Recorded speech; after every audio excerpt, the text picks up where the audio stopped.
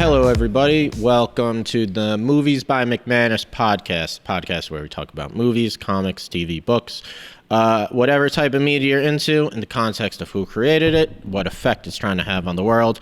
I'm your host, Greg. With me, as always, is my brother, Mike. Howdy, howdy. And today we're going to be talking about, it took the top spot, actually, for my favorite movie of 2020. Oh, really? So we previously did The Devil All the Time. This has overtaken The Devil All the Time as my favorite movie of the year that I've seen thus far. You know, the year's not over yet. The Trial of the Chicago 7, directed by Aaron Sorkin. The year probably will be over when this comes out. I'm just realizing. It might be. Yes, very possible. But as we're filming, you know, we still got movies to watch. So, Aaron Sorkin, you know, if you're into movies, you know him as a screenwriter and also a showrunner. He did The West Wing and The Newsroom. The Newsroom came out when I was in college. And The Newsroom, I feel like, is very similar to this. While Newsroom, like, it did it with more recent things, it was all about, like, dispelling common misconceptions, where it was all about looking at certain events. You know, The Newsroom, it was all, like, around 2010, 2011, but looking at certain events of, like, how they actually happened, different from, like, how the news was reporting it at the time.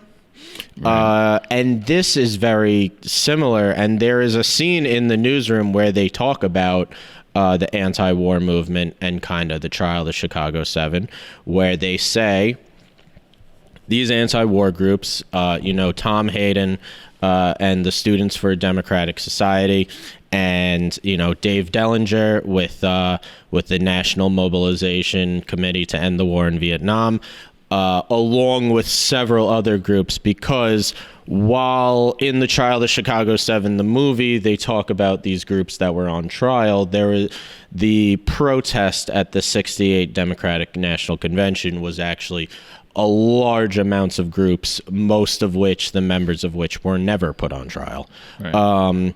But in The Newsroom, they mention how this image of the anti-war movement, while it was started as we're talking about progressive politics, and they didn't necessarily like look or dress like hippies or fit the part of hippies, it was kind of co-opted by this other group head by Abby Hoffman and Jerry Rubin, and that's how people would view them. Right. For the rest of hippies as, you know, laying out into the field and Woodstock and getting high, putting flowers in the guns, and putting flowers in guns and trying to levitate the Pentagon, and that's how, you know, people would see them, and that's not accurate. That's not accurate to how the majority of the anti-war movement was. People need to realize that the hippie movement was a relatively small movement in this country, while Vietnam is one of the most unpopular wars we have ever fought. And especially now, like, almost nobody agrees that was a good, yes, even conservatives. Yes. You know? And now looking back 50 years, we have 50 years now to look back. Pretty much everyone is on the same page that the anti-war movement was right. And the anti-war movement was a massive coalition, most of which were not dropping acid in the field. It's just easy to, you know, pick that fucking bad, you know, the bad example to paint everyone with a broad brush, and then, you know. But we look at, let's talk about the 1968 Democratic National Convention, because it's kind of similar to modern day politics, where in a lot of ways you have the front runner was Bobby Kennedy. Now, Bobby Kennedy was the more progressive of the candidates.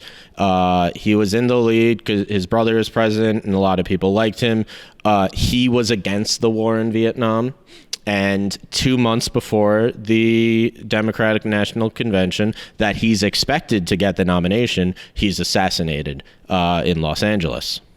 So Herbert Humphrey, who wasn't particularly well liked, he, for a Democrat, was pretty conservative, gets the nomination. And you kind of see there's a real... it's a problem now, and it was a problem back then. It's really always been a problem for this country that we have a two-party system where you have Herbert Humphrey and you have Richard Nixon, and then you have the progressive left. Well, it's a two-party system, but one of the parties is split in two between a progressive movement and what you would consider now to be the Biden wing, what is establishment. Now, what was then the Bobby Kennedy, Herbert Humphrey, it would now be like the Bernie Sanders versus the Biden, right? And or the squad, because Bernie, but we'll see what he does, but. But you have a large group of people, the anti-war movement, who say these candidates do not represent, neither of these candidates represent us. So they hold this massive protest at Grant Park across from the convention center that is basically ambushed by the Chicago police. And later on, looking back, it is referred to what's called a police riot, where it's basically the police department committed widespread brutality because they were trying to incite a riot.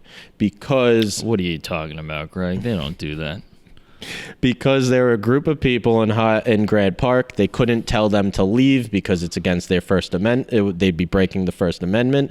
So their option is to incite a riot to force them to leave. Right. And the Justice Department, under Lyndon B. Johnson, while investigating it, came to that same conclusion. And actually, before the Chicago 7 were arrested, I believe it was 8 police officers that were arrested. But then charges were later dropped. In the movie, they say they never sought out charges against them. But in reality, there were 8 police officers who they were going to put charges against for inciting this riot that they later dropped against because they realized that no one was going to go for this.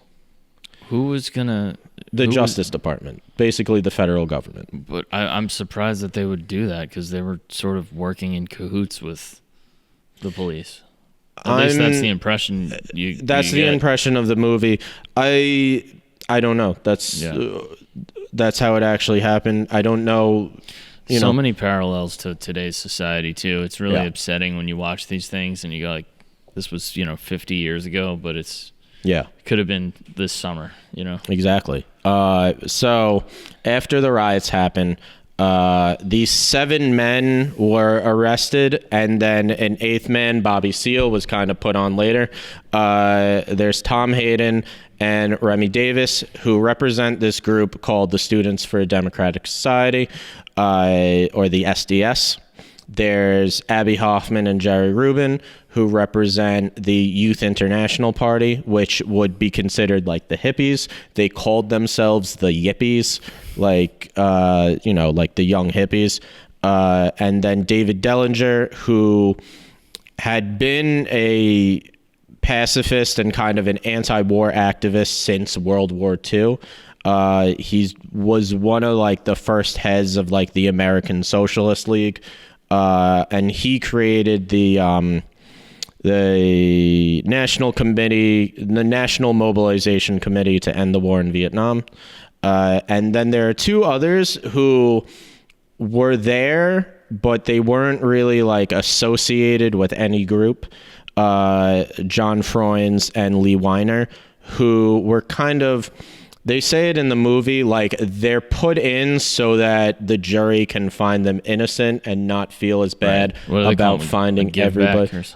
They're called the Givebacks, where basically you get a bunch of people that, the charges against them are flimsy, and then you have 2 people that are clearly innocent, so that the jury can find them innocent and not feel as bad about finding the other guys guilty. They have that there's a term in show business where like when you're pitching something, like you put things into the pitch that that the network is going to strike down. Right. So that you feel like, like, hey, I made these concessions. Yeah. Meanwhile, Exactly. And then later, Bobby Seale, who is the head of the Black Panther for Self-Defense Party, is thrown in, and Bobby Seale had left Chicago before the riots ever happened. He was only in Chicago for 4 hours. He was there. He made a speech. He wasn't even supposed to be making the speech. A different Black Panther was supposed to be making a speech, who ended up not being able to make it, and Bobby Seale kind of did it at the last minute.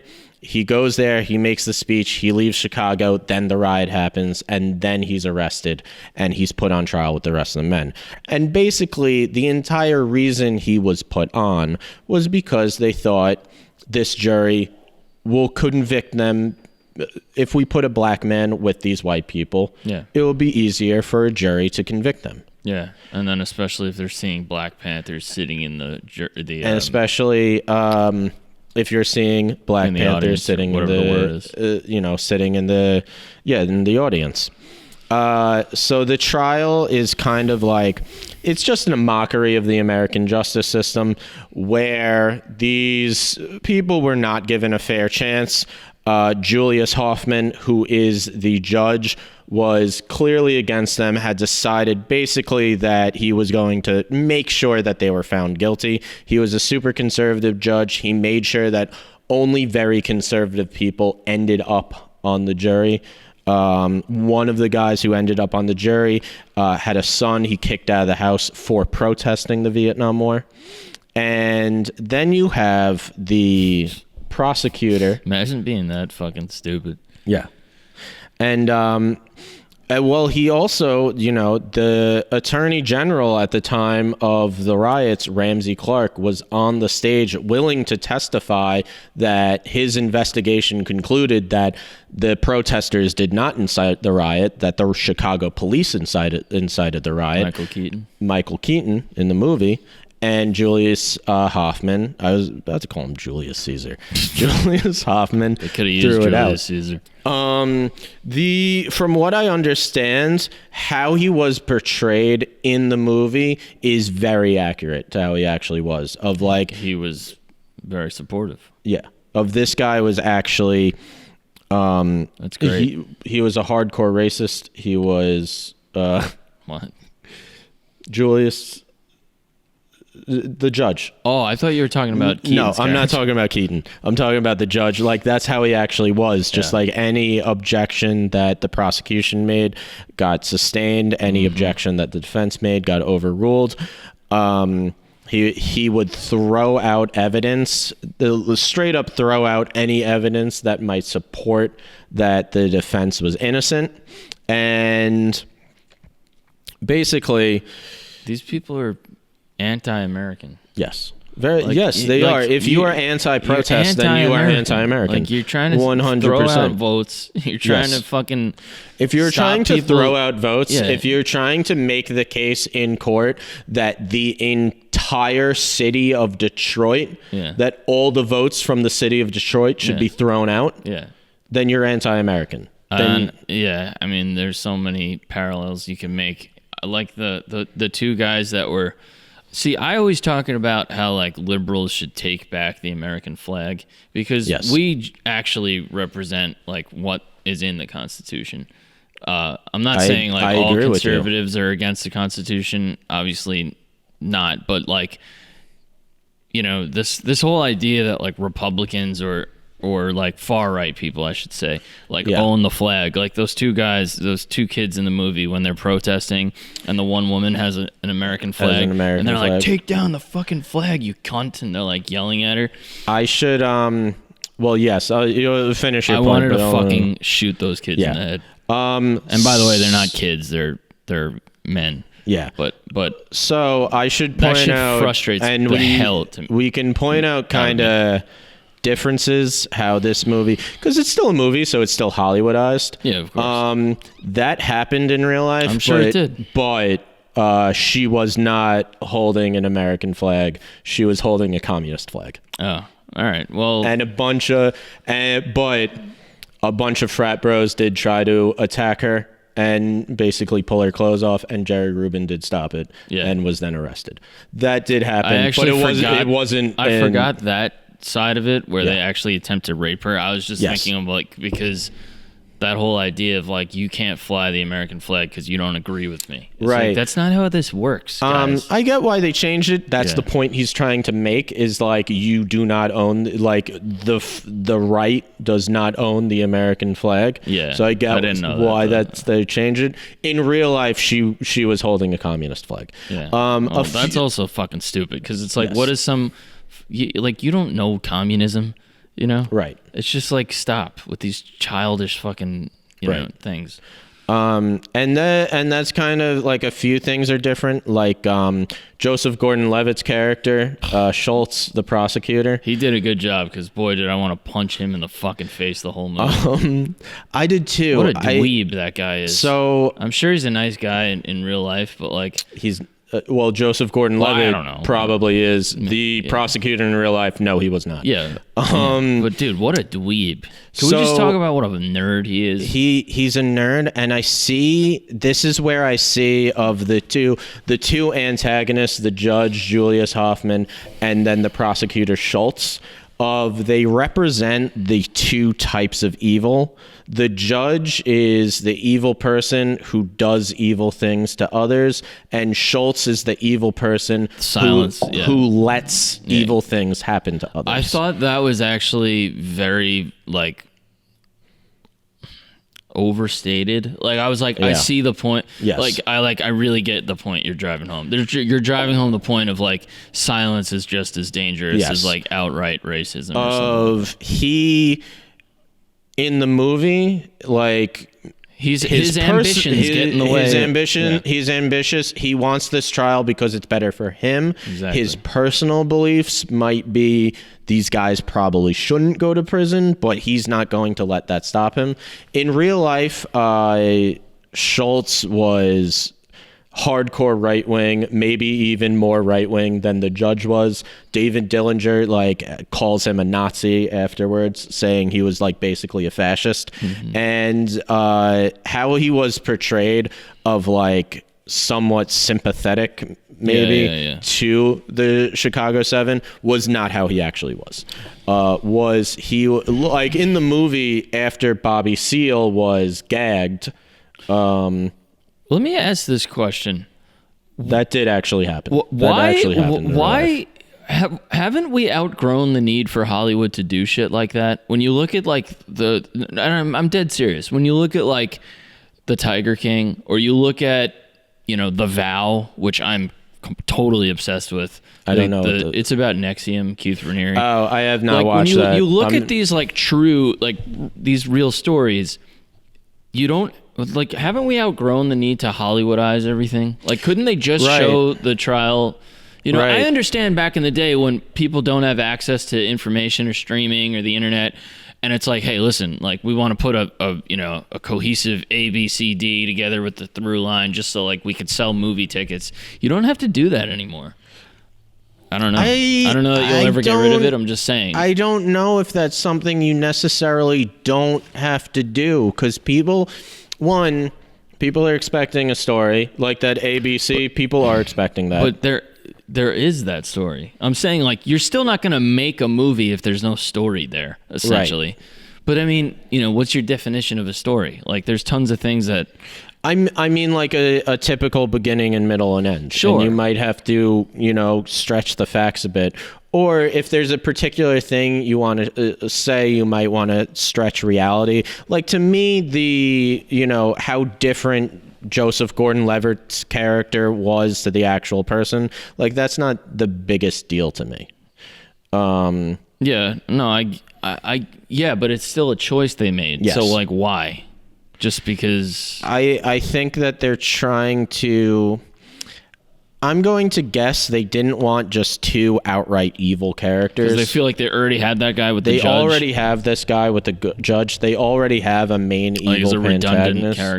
You know? And yeah, having two characters like that, I feel like doesn't really add anything. I like the Fair idea enough. of just like there's evil people who do evil things, and then there's evil people who just let it happen. They're complicit. Yeah. Who are complicit.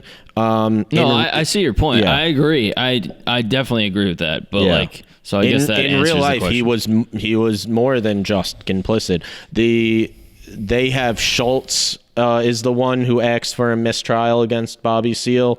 When he didn't in real life, he was totally fine with having a man gagged and chained to a chair. Also, So how did the mistrial actually happen in real life? I believe that the judge like realized that he had kind of turned the jury Against him by doing that. Also in real interesting. So he thought he might lose the conviction because of how he was because treating. of that. Also in real life, Bobby Seale was bound and gagged for several days. In the movie, it's like 15 minutes. He was there for several days.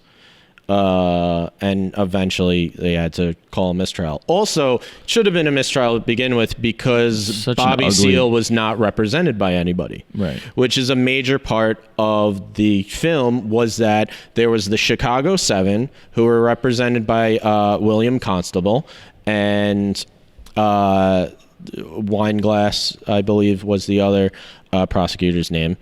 And then Bobby Seale, his lawyer, the man who was supposed to represent him, needed to have emergency gallbladder surgery in Oakland because Bobby Seale was from Oakland. That's where the Black Panthers originated.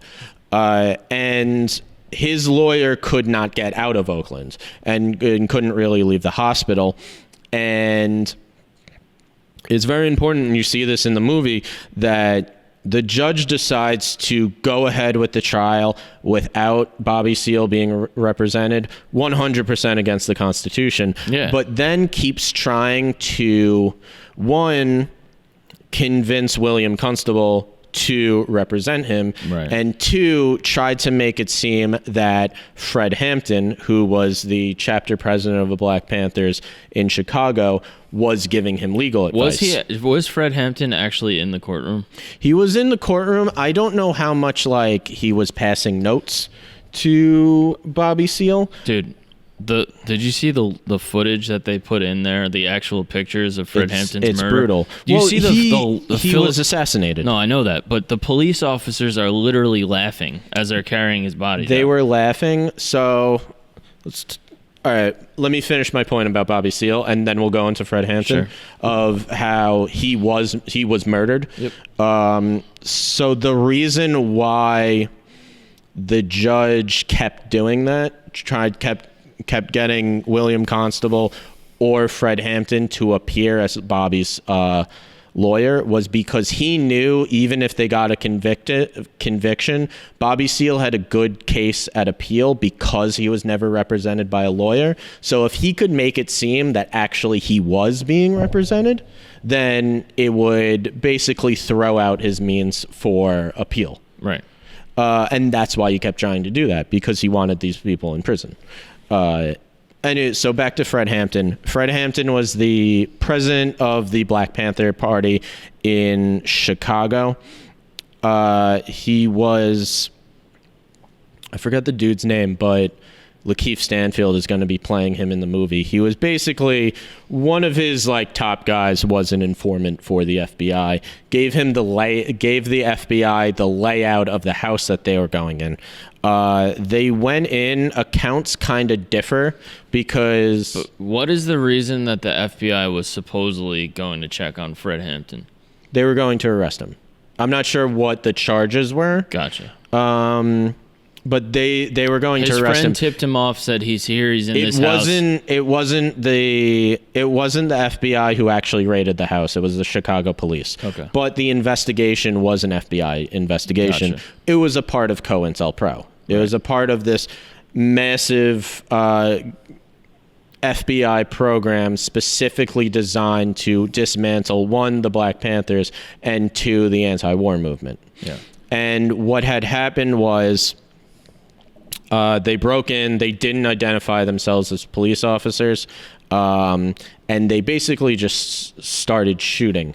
They said that it was something like over 100 shots by the Chicago police and 1 shot fired by the Black Panthers, which went off by mistake and shot the ceiling. So they go in, they burst into his room.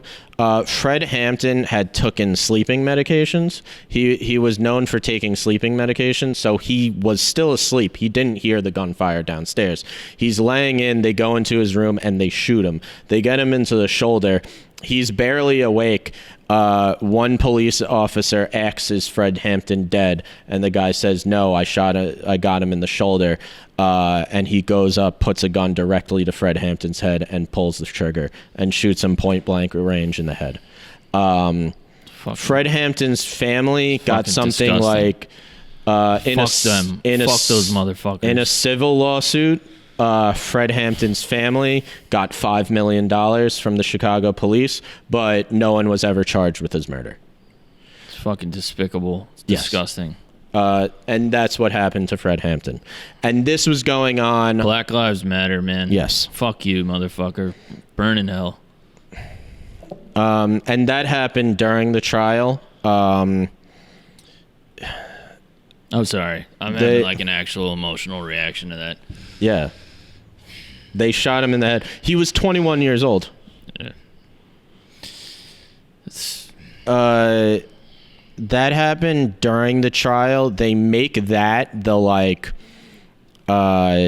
turning point of why Bobby Seale like stood up in court and started shouting and like led to him getting gagged. Bobby Seale had already been gagged at that point. Like I mentioned, he was gagged for several days. So he's gagged. Fred Hampton is assassinated, and then he's mistried.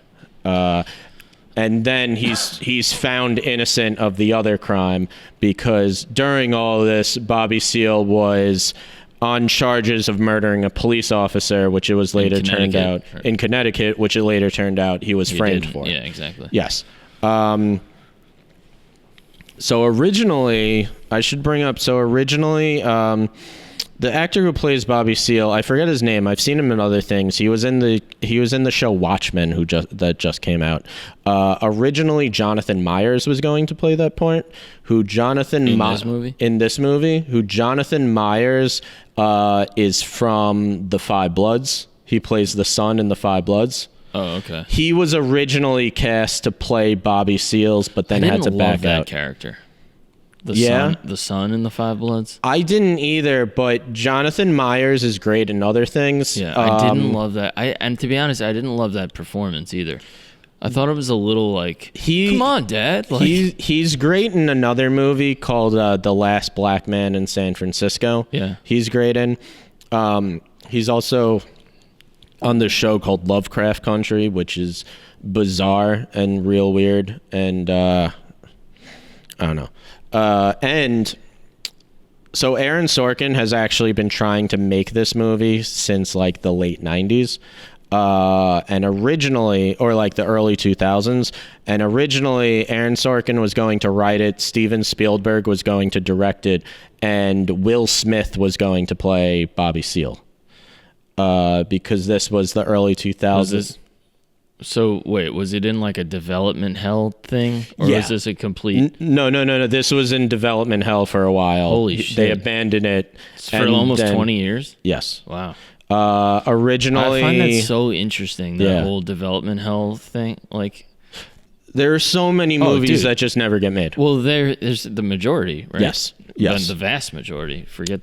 Yeah. I mean, just if you think about it, that's with anything. Like, how many things do you try to bring to light before they? But I always find it interesting when they end up coming out. Like, wasn't the Rum Diary like that? Like, it was like they were trying to make that for like since the 90s or something. Yes. So the Rum Diaries, it was written in the 50s, but then wasn't the book. Yeah. It wasn't released until 93, I think. Later, because Johnny Depp found it while doing research for Fear and Loathing in Las Vegas, which I believe came out in 97. Yeah, 98 maybe. So it would have been after that. It would have been like 99 or 2000. Wow. Yeah. This movie was originally Aaron Sorkin and Steven Spielberg. and Aaron Sorkin finally.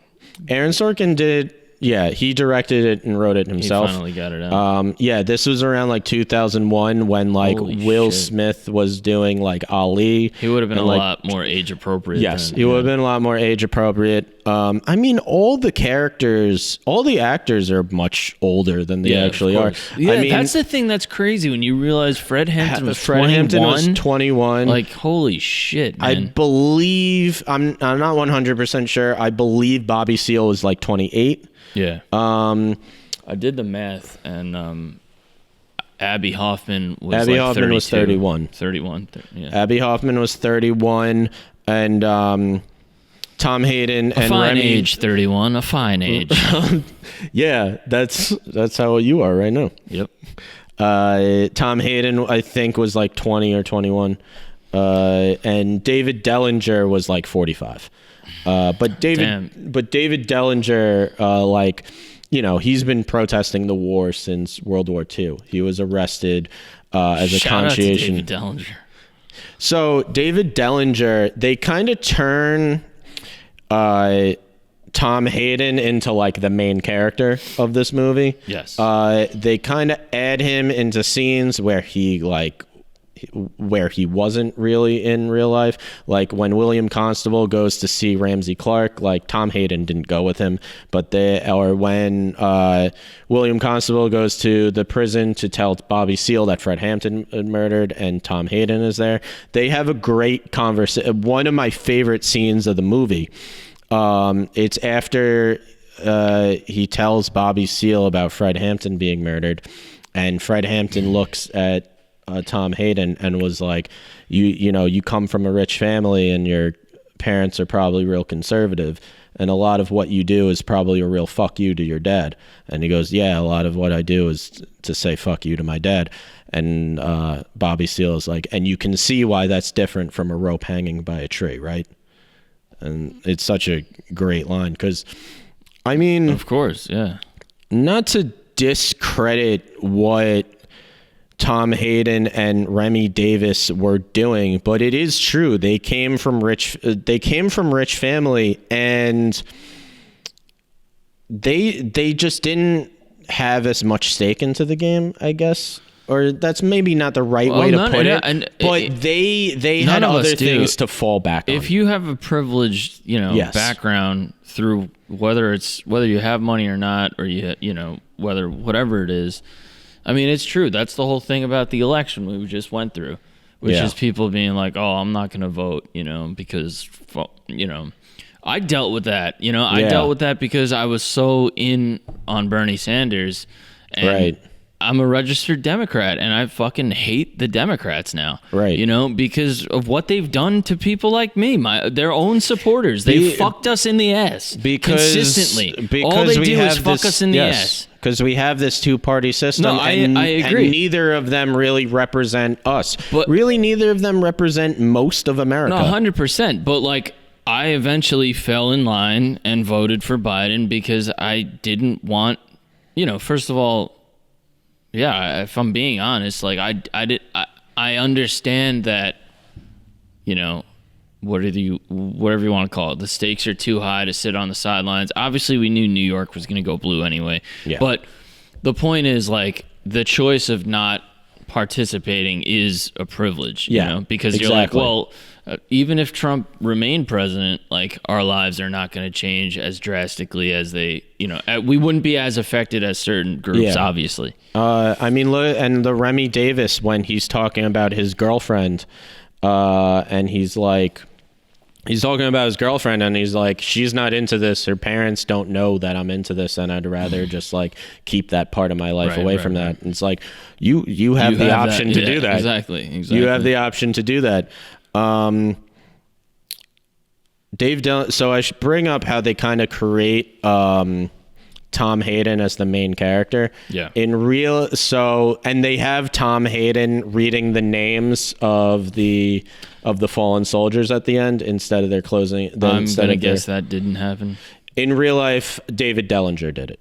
But they really did that? They really did that. David Dellinger did it. That was a gangster move. And Yeah, they changed things up. Wait, which one was David Dellinger? The older man. Oh, okay. The guy who he punches the marshal. No, I know, but I love that actor. He's in so many good things. He's in a lot of great stuff. He's in Fargo. He's amazing. He plays everywhere. It's alluded that he's the Zodiac killer. Yes. Yeah. Fantastic. That's a great role. Shout out to that guy. He's been in the great. Game for a minute. He's an been OG. in the game forever. He's great. The guy who plays Tom Hayden, Eddie Redmayne. And the one good thing about looking like that, like he's not Brad Pitt. Yeah. But he looks the same now as he did 25 years ago. So does Brad Pitt. Not really. Not really. Yeah. Kinda. Eddie Redmayne, I normally don't like in movies. Like, who's that? Eddie Redmayne played Tom Hayden. Not good with names. Eddie Redmayne played Tom Hayden. He was good. I normally don't like him in anything. I saw him first in like Les Mis, and I thought he was like the lamest character ever. Just everything else I've seen him in, he's great in this. He plays that really just like. It's basically he is trying to save his own ass. He's like, let's just be respectful to the judge and try to get as little jail time as possible. And he is from a privileged upbringing where he does have the option to get back home, and not everybody else has that. And you see him contrast to Abby Hoffman, who Sacha Baron Cohen is fucking amazing in this movie. Yeah, I just wish he could have pulled the accent together a little more. The Boston accent? Well, is that what he was trying to do? Yeah, it's Boston. Abby Hoffman was from Boston. Okay, I thought he was having a hard time pronouncing like park and car because he's English. No. So he was trying to say like park the car or yes. whatever. Not that I could do it. I'm not from Boston.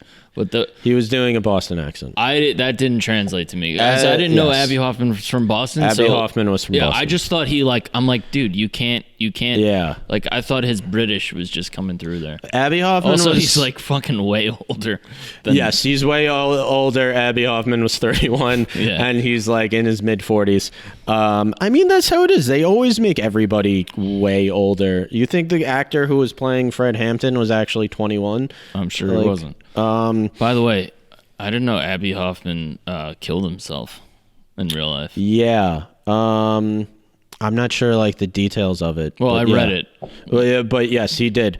I want to get his book because I really never. After this movie, like I said, like the myth of who people become later on is different from how they actually were, and this movie is trying to portray Abby Hoffman of how he actually was, of just like he was doing this stuff for a reason, this wacky stuff of it was a cultural revolution for him. And I always thought of Abby Hoffman as kind of the American myth of like he was this fool who didn't really know what he was talking about, who was way more interested in dropping acid than actually any social change. The Forrest Gump version of events, which I bring up in my breakdown of because they show Abby Hoffman. But I bring that up in my breakdown because in that movie they show the most typical and inaccurate version of the peace movement possible. They do. I remember they make Abby Hoffman. Well, I actually love his one line when he's like, "Tell us about the war," and Forrest is like, "The war in Vietnam," and he's like, "Viet fucking Nam." Also, he's got the ill American flag shirt. Yeah, and he's got the ill American flag shirt. It's funny because I studied political science in college, and I had one teacher who did like political thought or theory. I can't remember, but he was a fucking like hardcore communist essentially, which most of Hunter was. Yeah, where I went. And well, I guess they would call themselves Marxists, but but anyway, he was just always railing on like Forrest Gump. He's like, they fucking showed like. Yeah, which is true. They show, just like you said, a very simplistic. It's about the American myth. It's not about what actually happened.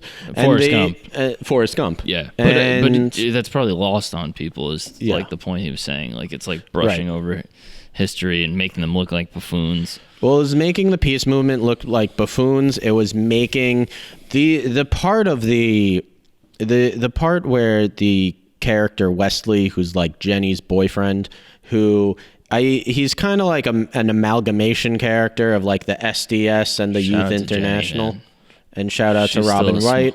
She was a smoker back in the day. Yeah. He assaults Jenny in front of the Black Panthers, and then the Black Panthers take his side over Jenny and Forrest, which would have never happened. A white man assaulting any woman in front of the Panthers, you would get the shit beat out of you. That would never fly in front of the Panthers. You're talking about an organization that was, by that time, was 60% female. Yeah, which I didn't know that. Yes. That's pretty interesting. It was majority male for only like the first year. They also, by like 68, had really like stopped carrying guns. The way of thinking about the Black Panthers for self-defense was basically they would crowd around whenever a black man was getting arrested to make sure that the police weren't doing any violence to him. Basically, the modern day cell phone is doing what the Black Panthers used to do. Except a cell phone won't actually stop you from being killed. That's true. Yeah. We've seen that. But we're talking about an organization that's mostly female. Wesley, who's a member of the SDS, who like, or I guess they never like straight up say that he's in the SDS, but like it's assumed. Would have never been like let into their hideout to begin with, because this is a totally different group, and they are also worried about FBI, rightly so worried about FBI informants to begin with. Yeah.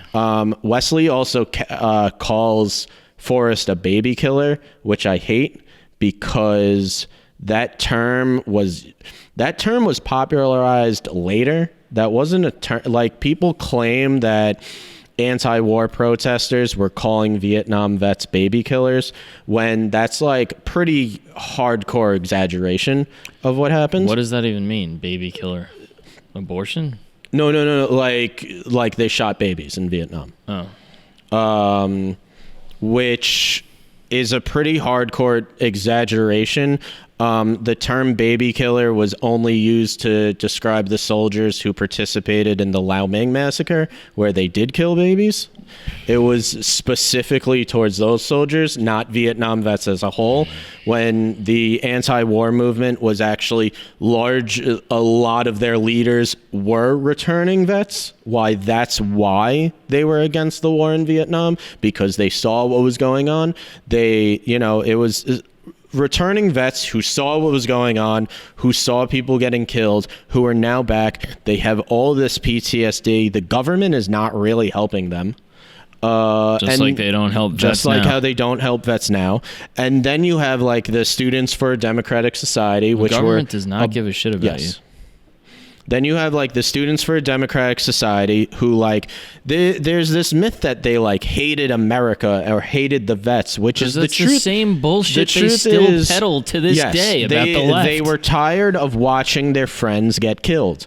And they were tired of watching their friends go over to Vietnam to either get killed or come back and have a whole host of problems. Oh, dude. Yeah. I mean, to this day. When we talk about that in the Five Bloods. To this day. Deontay Wilder. Shout out to Deontay Wilder. If they sent him over, the war in Vietnam would have been done in a week. Deontay Wilder. Because he would have just shaken everyone's hand and been a really nice guy, because he is a very nice guy. Deontay Wilder? Yeah. Okay. And we wouldn't have had a problem. Deontay Wilder wouldn't be on some bullshit like killing Vietnamese people. Maybe not. There are a lot of amazing performances in this. Absolutely. So Aaron Sorkin's only directed one other movie called Molly's Game, which I have not seen. Why do I know his name like the back of my hand then? Aaron, because you said he's a writer. That's A Few Good Men. Of course. Yeah. He wrote it. That's one of my favorite movies. Okay. Ever. He was a playwright first. He wrote the play A Few Good Men. It got adapted into it got adapted, and he wrote the screenplay. That's You're goddamn right I did. He's Jack Nicholson is great. There are so many like It's one of his best roles. there are so many conservatives who like post that scene not realizing that like Jack Nicholson is the bad guy. That's so perfect. Who post that scene as like this is what every soldier and every cop wants to tell to Americans, and it's like, do you not realize I'll sign up for that. It was He like, goes to jail. Do you not realize that Jack Nicholson is the bad guy in that movie? And he gets arrested. And then The West Wing, and then The Newsroom. Yeah. And he's done a whole bunch of stuff. So he's a pretty political dude. He's super political. Everything he's done is political. Molly's Game, I don't know. I haven't seen it. I don't think it's political. I think it's adapted from a Stephen King book, but it also might be. But I've said this before. First of all, it does not seem like it's a first-time director. No, not at all. But also, this is a guy who's been around movies for years, been a showrunner on TV for years. In your opinion, you're in the business. And he wrote The Social Network. Oh, wow. Yeah. He's written a lot of stuff. So, like, in your opinion, at that point, you've been around it so much, like, you could basically just be penciled in to direct something and you could do it? Yeah. Right. If you have a name like Aaron Sorkin, there are people who are gonna watch. No, I just mean from an experience standpoint, like to actually physically direct, like you. Yeah, if you've been a showrunner and a screenwriter and you've been around enough to know, you get experience. This is a dude who's been in the industry for 20 years. Yeah, no, of course. You also notice like more than that, A Few Good Men's 28 years, 92, I think it came out. Maybe, yeah. Way more than 20 years. And you'll notice in like all of his movies that people talk really fast. And that's because he writes so much dialogue, people have to talk fast to get everything in the scene. Like, people are really snappy. They a lot of times will talk over each other, which could be off-putting in movies, but if you think about how people actually talk, that's how they talk. Like, people don't wait for each other. When people are having an argument, you don't wait for the other person to finish. People talk over each other. That's how it is. And that's how he directs this movie. And what's great about this, I've always said this, like, these are the directors I like, where they make their film not about one performance, where they make it more about how the characters are interacting with each other. I mean, shouldn't that be the goal of every movie? Yes, but there are clearly some movies that are strictly about one performance. I could bring up Joker, 100%. Sure. It's all about one performance. I'm sure I could list another example, but you shouldn't. The goal Mike Francesa in Uncut Gems. Mike Francesa. The goal shouldn't be you want one great performance. The goal should be everybody should be naturally bouncing off of each other. Right. And I mean, and then they kind of turn Tom Hagen into like the main character, which I think is a smart move. He's the guy that I guess the audience can relate to as much. He's the guy that kind of, out of the seven, has a like change of heart, where originally he's like, I just want to be as respectful as possible and get through this so that we get as light of a sentence as possible and we can go back to our lives. To the end where he's like, no, we need to make a statement here, and I need to read the names of all the soldiers who died, because that's what this is about. This isn't about me. Yeah. This isn't about my privileged, ass from Maine. Mm-hmm. This is about the poor Americans who are getting drafted in Vietnam, who are going over and getting killed. That's the entire reason why we did this. And if we don't bring up their names, then what's the point? Right. I want to bring up real quick the March on the Pentagon that kind of happened 1 year earlier. Mm-hmm. So David Dellinger, his group, they call it the MOB, the Dellinger Escape Plan. The Dellinger Escape Plan.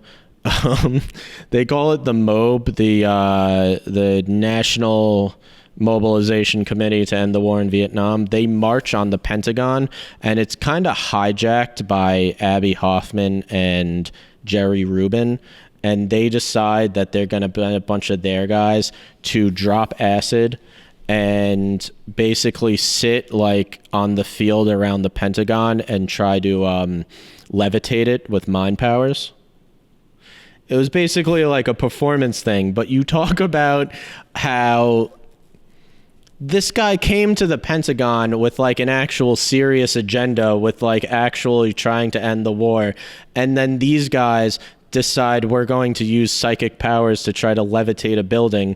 And you see how that's how the movement is forever portrayed. And that's why I fucking, even when Occupy Wall Street was going on, or anytime the left is painted like by that character.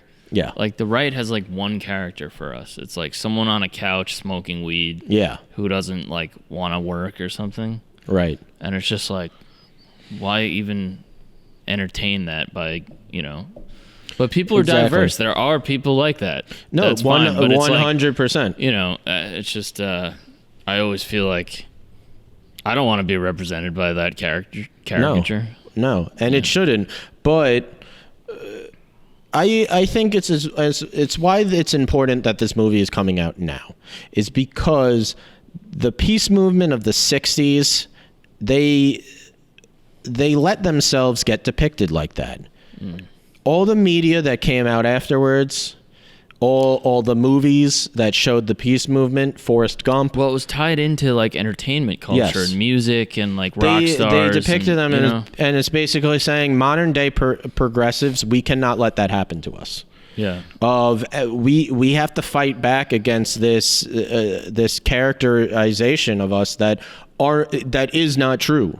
Well, that's why I think it's good that we have like working class people from working class backgrounds of different ethnicities coming up and now, coming into Congress and stuff like that. That's true. Also, I don't know. I agree, man. I don't want to be seen like that either. There is a pretty... there's also QAnon members coming into Congress, so yes. You win some, you lose some. Yes, and there is the difference where someone like Bernie Sanders or Alexandria Ocasio-Cortez 50 years ago would have never been elected into Senate or into Congress. Someone as progressive who represents people like us would have never been. Yeah, but then again, go and read an FDR speech, and you're like, Is this AOC? That's true. Because as a whole, politically, this country has gone way to the right. Yeah. Way to the right. Dude, there was someone put it up the other day. It was like literally bullet points of like FDR's administration. And it was like Bernie Sanders to a T. Yes. To a T. You look at President Eisenhower. He was a Republican. He's further to the left than most Democrats. Yeah, man. Well, I mean, that's why he was a general in the military. They got to put, and he's further to the left than most Democrats today. Because he was probably an actual patriotic person. It's true. Certain people that, and I don't know enough about him to speak intelligently on it, but my point is a lot of these people that are sending people off to war, they've never been there. And I'm not saying you should go to war to be able to have an opinion, but, don't take things so lightly, a lot of, and that's why we have to. You're right when you say this country has moved so far to the right that FDR, his policies would be seen as radical left now. Yeah. But that's why we have to put pressure on Biden. John F. Kennedy, his policies would be viewed as radical left now. He's way further to the left than AOC or Bernie Sanders. No, it's crazy. It's crazy what's happened. But I hope that Biden's cabinet is. I hope the squad, whatever you want to call them, puts enough pressure on. Right now, they're trying to block like one of his nominations. Well, the goal is just don't stop. The fight doesn't end because we won the presidency. Right. We didn't even really win the presidency. Exactly. The Democrats won the presidency. Wall Street won the presidency. Exactly. And Wall Street was going to win no matter what. Yeah. So that's why we have to kill them all. In conclusion, this became an eat the rich thing. It's a great movie. It's not even just eat in the rich. general. It's just fucking basic FDR. Can we just have FDR? That's it. We gotta get him back. We got him back. He was a little bit of a racist, though. I mean, everybody was. Everybody was back then. Doesn't I'm sure make it right. Yeah, doesn't make it right. Doesn't make it right. The internment camps were not cool. This went off the rails. We were talking about the Chicago 7. Well, no, I'm not saying the person of FDR, but the point is, why did we take such a slide in the opposite direction? It's supposed to be forward Ronald progress. Reagan happened. Ronald Reagan got a lot of things happened. I know. Ronald Reagan got rid of everything, and then that became the norm. And that's actually why Abby Hoffman was so disenfranchised with what happened in the 80s because of Reaganism that he ended up killing himself.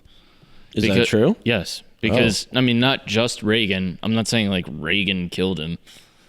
I would support that conspiracy theory. Ladies and gentlemen, we have the documents. Ronald Reagan. And also Abby Kaufman was killed in '94, and he was walking down the street and a car hit him. So maybe that was also Ronald Reagan. No, wait, we just said Jerry Rubin. Oh, ladies and gentlemen. Also, Jerry Rubin became a stockbroker later in life, so fuck him. I mean, the stock market is up. Did you see whatever the fuck his name is, Trump's press conference today? It's probably not going to be relevant. Whoever the fuck his name is? I don't want to. I'm tired of thinking about him. He did a 1-minute press conference just talking about the Dow Jones, and then all the reporters were like, "So are you going to concede?" And then he just walked away.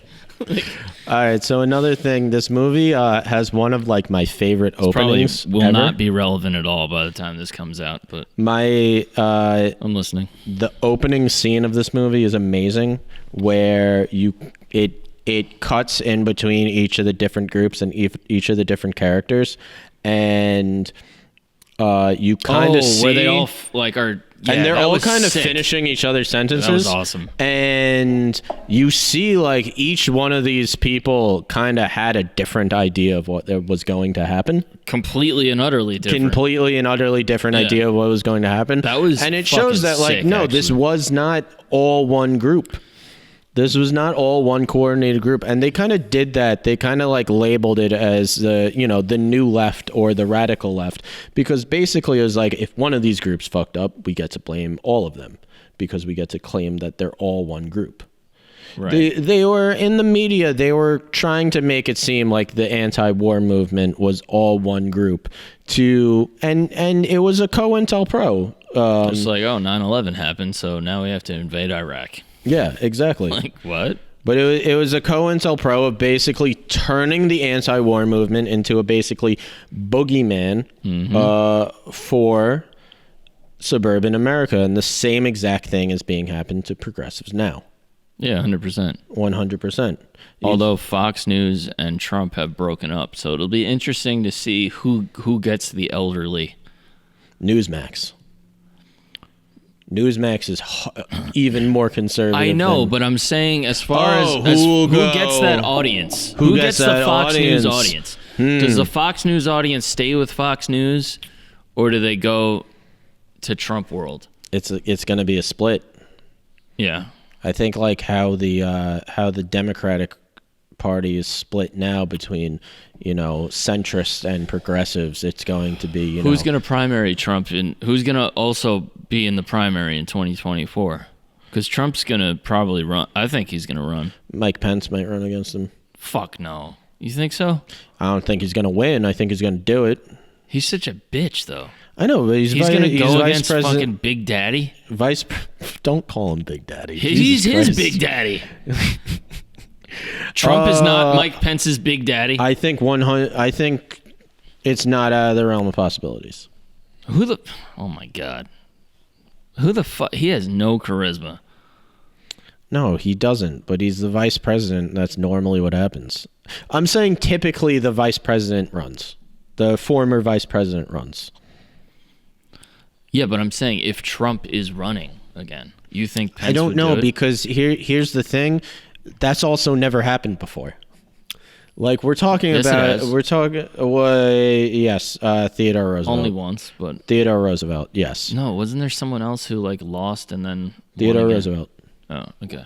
But also Theodore Roosevelt ran as an independent, not as. But he was allowed to run again because he only had one term. Yeah, Yes. exactly. This is the first one-term president that we've seen, that you've ever seen. No, it's someone besides Theodore Roosevelt. Theodore Roosevelt I ran. didn't think it was Theodore him. Roosevelt had 2 terms and then ran a third time years later as an independent. Whatever. What was it? The Bull. I don't remember. It was something Bull. Yeah. I can't remember the name of his party. He's like invented a party. But yes, no, it has happened before. Yeah. I don't know. We're in such weird fucking territory with everything. No, I know, but I'm just saying, if Trump decides to run, like what I think is going to happen is he's going to concede, but he's not going to call it a concession. And No, 100% not. And you saw that today when he was he was like, we decide to start the transition. He's going to just let the transition happen, but never officially say that he conceded. Exactly. And then But also, the concession speech is not necessary.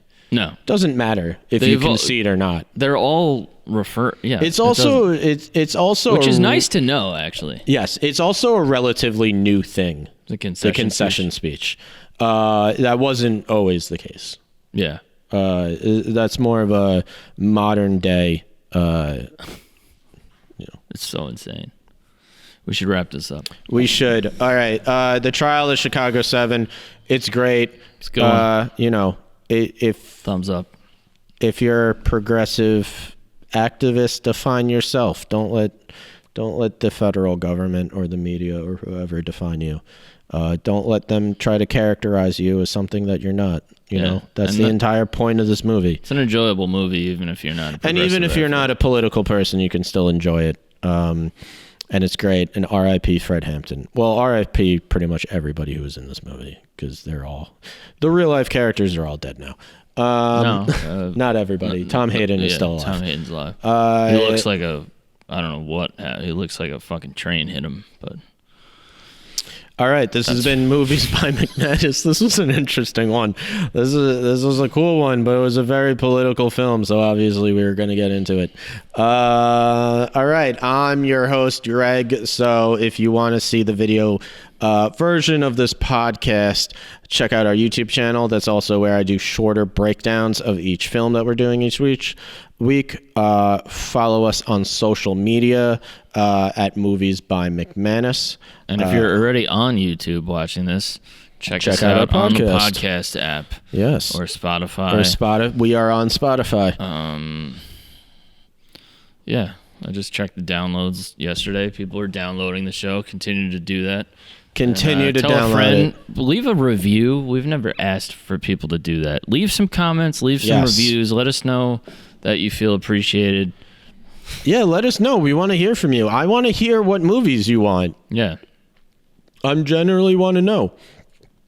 Okay. I'm your host, Greg. I'm with my brother, Mike. Yep. This is Movies by McManus. Have a good night.